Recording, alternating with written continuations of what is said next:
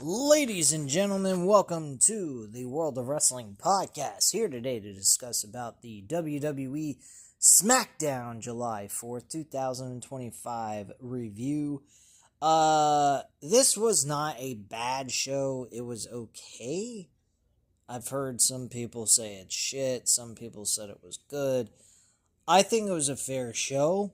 I don't think it was bad at all. For a 2-hour show, honestly.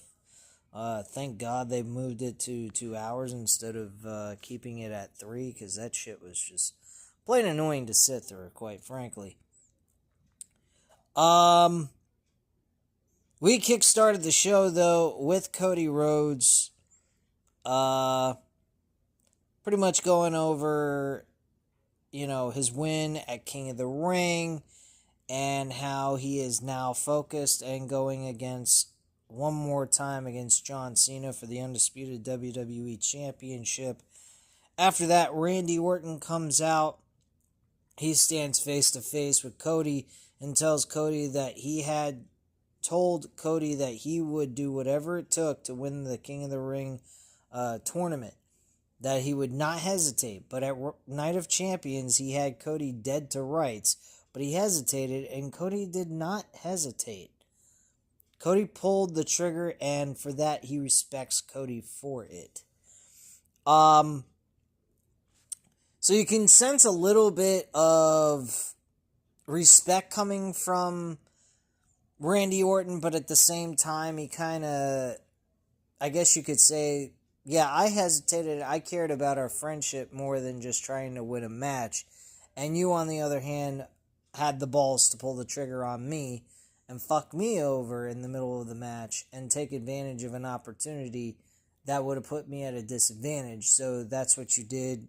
I have respect for you on that end, but I honestly think that the whole thing was ridiculous. I think that Cody, to me, looks more and more like a heel than Randy Orton does. Randy Orton was more considerate to Cody Rhodes. Kevin Owens was more considerate to Cody Rhodes.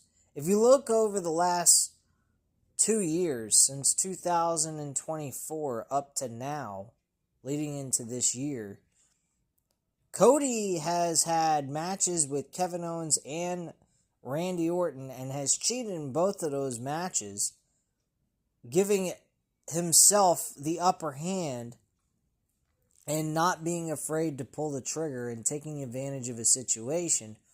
But he couldn't do that against John Cena for whatever reason. To me, it seems a little fishy. But I'll digress. Some people say Cody's not going to become a heel. He's going to stay a babyface. I've heard that Cody Rhodes is actually getting involved in a movie project for Street Fighter, which is interesting. He's playing Guile. He's playing Guile.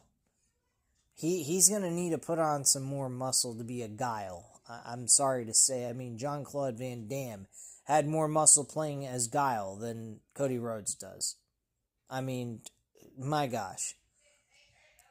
He really needs to bulk up quite a bit for this role if he wants to portray Guile. I don't see how this is going to work, but hey, it is what it is. Cody got a role. So did Roman Reigns. Roman Reigns and Cody Rhodes are both in the Street Fighter movie, which is astonishing, honestly. Playing together, they wrestle each other over championships in 2 main events of WrestleMania, so it's kind of interesting. They're both in that movie.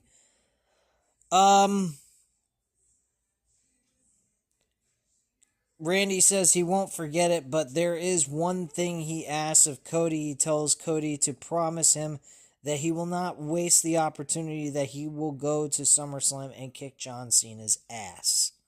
I do see that happening. Drew McIntyre comes out.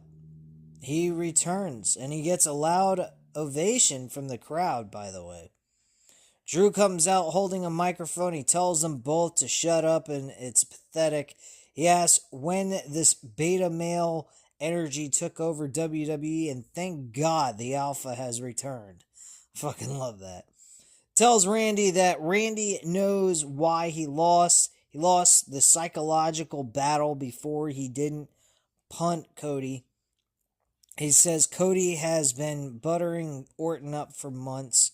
Like a true politician, he gave Orton a big hug and a knife in his back. Drew might be speaking truth here. I mean, honestly, the way they got Cody portrayed on television right now it just proves Kevin Owens to be right, that he just uses people and does what he has to do. This is the actual story that could penetrate Cody into being a heel.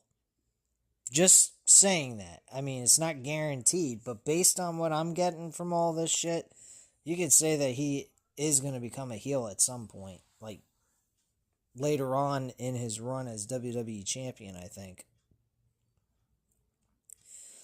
And speaking of Orton's back, he's surgically repaired back. He says Orton tweaked his back at Night of Champions, and someone attacked it. That was Cody. And Orton still did not punt Cody. He asked Orton what happened to him. He was the Viper, the Legend Killer, the Apex Predator. He says the legend of Randy Orton is dead. Drew turns to Cody and calls him Super Cody. He wants Cody to win SummerSlam because he wants to face Cody for the WWE Championship. This is 20 years in the making, parallel careers. He wants Cody to win the title so he can be the one to rip it from his hands. And he won't hesitate, unlike somebody. Drew turns around and Randy Orton gives him an RKO. Orton is face to face with Cody, and he walks away with Cody looking confused. I don't know what's so confusing, Cody, but, he hesitated. He could have knocked your head clean off, but he had enough respect for you that he didn't do that. But you did that to him by shoving him into an exposed turnbuckle. Now, granted, Randy Orton did expose that turnbuckle, so it's not really Cody's fault completely. Had he not exposed the turnbuckle at all, Cody would have done the same thing regardless. It just so happened the turnbuckle was not there to begin with. So, it is a bit of a question. Would have Cody done it, shoved him in the turnbuckle or not, regardless? I believe so. So, technically, it's kind of Randy Orton's fault that he removed the turnbuckle. He just didn't face him clean. And if he wasn't going to face him clean, just fucking go through with it and actually win the match that way. If you're not going to go through with it, fight the match clean and win, at even odds with your opponent. Don't, second guess yourself. I guess that's the best way to put it in, taking Cody's side, is that he didn't need to do all that shit. He could have just left everything as is and faced his opponent straight on without doing any dirty tactics or looking for shortcuts. But that's just me. Anyway, moving on. We're backstage with Charlotte with Nick Aldis. Oh, God. And he tells Charlotte that Tiffany will pick her opponent for Evolution, but tonight it's a tag team #1 contenders match against the Secret Service against Michin and B-Fab. And whoever wins gets a title shot at Evolution. In comes Alexa Bliss, who tells Flair, "You're welcome." They make it clear that they are not friends, and Flair tells her they should be tag team partners. Flair says she doesn't like to share the spotlight. Bliss tells her she hasn't been in the spotlight for a long time. All this tells Flair that maybe sometimes Flair does not know what is best for her. Alexa asks Flair if she wants gold at Evolution or not, and Flair says fine, but not to get in her way. Great. Drew McIntyre ends up backstage. He stops Nick Aldis. He tells Nick that Orton struck first and he wants Orton. Aldis tells him Orton has left the building, but he can have Orton at Saturday night's main event. Drew tells him that works, and he turns around to see Jacob Fatu. Both men are face to face, and Drew walks away. I wonder where they're going to go on with this story between those two.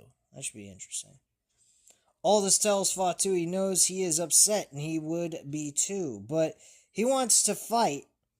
But if he wants to fight, he can find a partner and he'll get both Solo Sikoa and JC Mateo tonight. In comes Jimmy Uso, and Fatu asks him if he's ready to get in where he fits in. Jimmy yeets, and they shake hands and move on. So that's the main event of this episode of Smackdown this past Friday, which wasn't a terrible match. I thought it was pretty decent. I like the fact that they finally found something for Jimmy to do instead of doing shit backstage with R-Truth and that's it. It kind of feels like Karrion Kross type of situation with Jimmy. But thankfully, he's got some kind of role on the show. Not much of anything. He's just basically Jacob Fatu's assistant at this point. So our first match of the night was Charlotte Flair, Alexa Bliss teaming together against Secret Hervis and B-Fab Meechin. Alexa Bliss and Charlotte Flair, of course, wins the match. Nothing really special came out of this. But, Alexa Bliss, Charlotte Flair, keeping Charlotte Flair away from the WWE Women's Championship is probably a blessing in disguise. I could honestly say I could see Alexa Bliss and Charlotte Flair maybe winning the tag team titles, but I doubt it. I think they're going to keep it on Roxanne Perez and Raquel Rodriguez for the long-term story that they're going to try to tell within the Judgment Day. So I think the tag team titles are going to remain with Roxanne Perez and Raquel Rodriguez. Next, we had Nick Aldis backstage again with the tag team division. He says everyone had to get involved in the match against the Wyatt Six. Aldis makes a match between Andrade and Rey Fenix against Axiom and Nathan Frazier. He says it will be a one member of each team against the Wyatt Six tonight. So, we have Montez Ford, Berto, Johnny Gargano, and Chris Sabin versus the Wyatt Six, apparently in an 8-man tag team match. The Wyatt Six ends up winning this match.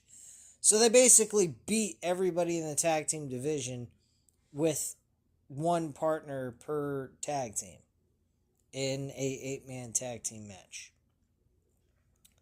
Don't quite understand it. Don't quite care. Wyatt Six have done nothing since they've come back from the injury of one of their members. Not impressed. Really not. Next, we had Tiffany Stratton come out. She gets in the ring, asks the fans, what time is it? And they say Tiffy time. She says since becoming champion, there has been a target on her back, and she was the last woman standing against Nia, but now her sights are set on SummerSlam. And she will fight Jade Cargill, but she also is ready for Evolution. Tiffany says Io got to pick her opponent, and now she will get to pick. As she is talking, out comes Jade Cargill wearing the Queen of the Ring crown. Jade tells Tiffany that she sees her and she respects her, but Tiffany was barely standing while she was crowning herself as Queen of the Ring against Asuka. Tonight, Tiffany has a choice to make, and if she chooses wrong, she won't be at SummerSlam. Jade says, but for her, it doesn't matter who she faces, she will win the title. Tiffany tells Jade she is happy she is out there, and she has a surprise for everyone. Out comes Trish Stratus.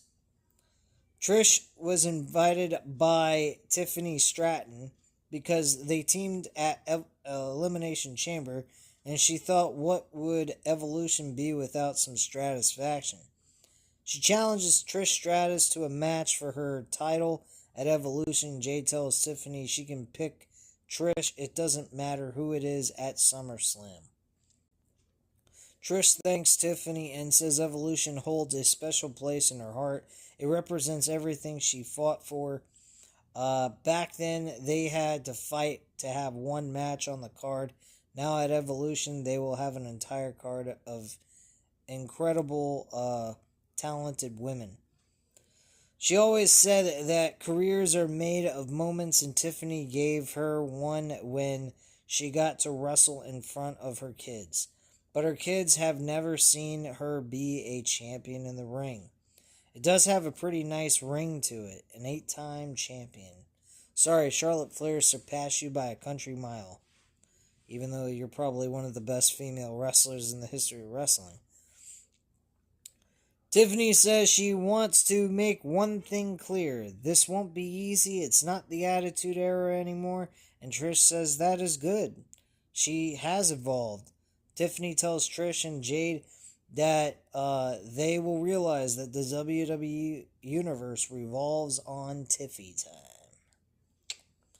There you go. Next, we had Solo backstage doing a video promo. He says he is the new United States Champion and introduces the newest member of the family, Talatonga.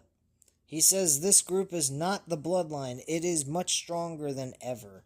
He says himself and JC will take care of them. He says these are his MFT, his family tree, and now his family is complete. Well, not exactly. There's still one member of the family still out with injury. Next, Trish Stratus is backstage with Jade Cargill. She tells Trish that she's happy for her, but if she wins, she will see her at SummerSlam, and Trish walks away, and Naomi hits Jade from behind with a Money in the Bank briefcase, and she tells Jade she should have proceeded with caution. And in comes Nick Aldis. Jade tells him to give her Naomi, and he does. They will be facing each other at Evolution in a no-holds-barred match. Next, we had Fraxium and Andrade and Rey Fenix teaming together. This was a fun, entertaining little tag team match, and Andrade and Rey Fenix end up winning this match, surprisingly. I was a bit surprised they went with Rey Fenix and Andrade to win, because God knows Fraxium has been on a losing streak a little bit. And they're a legitimate tag team. Andrade and Rey Fenix are kind of like a put-together team. So I was a bit surprised by the decision there for booking that match the way they did. Next, we cut backstage, and Damian Priest is with Aleister Black. Priest tells him that he wants to talk to him about R-Truth, but Black tells him that's fine. Priest tells him that R-Truth does not see it that way, and Black has a match against R-Truth next week. Black tells Priest that if he didn't know any better, he would say Priest is setting his friend up. But Priest is the good guy. He wouldn't do that.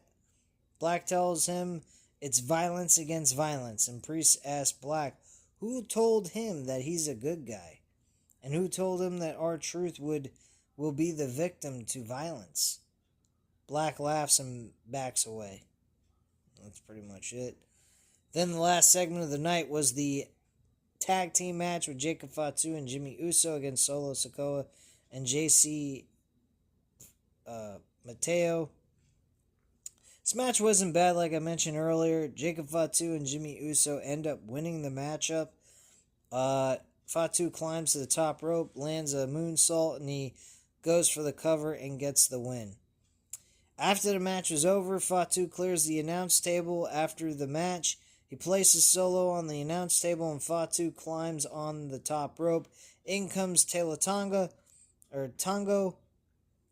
who slams Fatu down onto the mat. In comes Jimmy Uso with right hands onto Talatonga. But in comes Tamatonga, and he takes Jimmy down. Talatonga with a big boot into Jimmy, and Solo gets in the ring, as does JC, who slams Jimmy down. Tamatonga with a twisted neckbreaker onto Jimmy on the outside of the ring, and Fatu is held by JC, Tamatonga, and Talatonga. Solo with the Samoan spike onto Fatu. They drag Fatu to the outside of the ring, and they powerbomb him through the announce desk as Smackdown goes off the air. And that is pretty much the entire review of SmackDown for this past Friday. And I thought the show was fairly decent. I didn't think it was terrible. I'd say it was a C show overall. I don't think it was super great, but it wasn't super terrible either.